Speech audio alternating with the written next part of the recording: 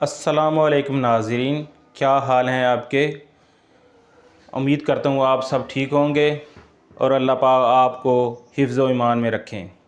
ناظرین، آج ہم کثرت پیشاب کے بارے میں بات کریں گے کہ آج کا جو موضوع ہے وہ ہے کثرت پیشاب۔ کثرت پیشاب جو ہوتا ہے وہ زیادہ تر اعصابی تحریک میں ہوتا ہے۔ اعصابی تحریک میں پیشاب بنے گا بھی زیادہ اور آئے گا بھی زیادہ۔ جو اس کثرت پیشاب کا جو مریض ہوتا ہے اس کے عضلات میں سکون ہوتا ہے اور جگر میں تحلیل ہوتی ہے۔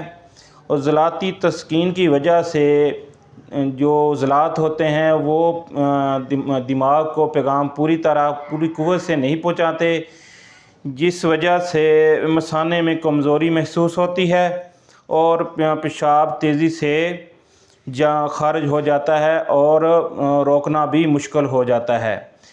جو کثرت پیشاب کا مریض ہوتا ہے اس کو ہم اس کی تحریک اس میں ہم عضلاتی تحریک پیدا کر کے کثرت پیشاب کا جو مسئلہ ہے اس کو ہم ایزیلی حل کر سکتے ہیں۔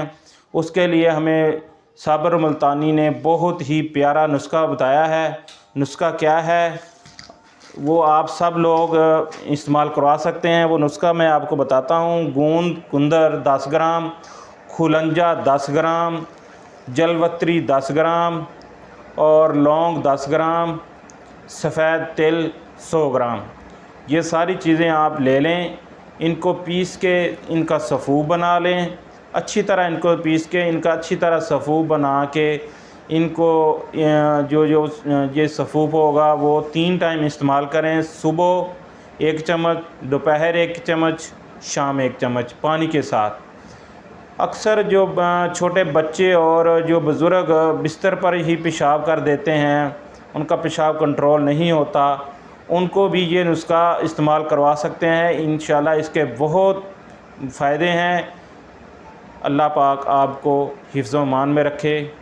السلام علیکم۔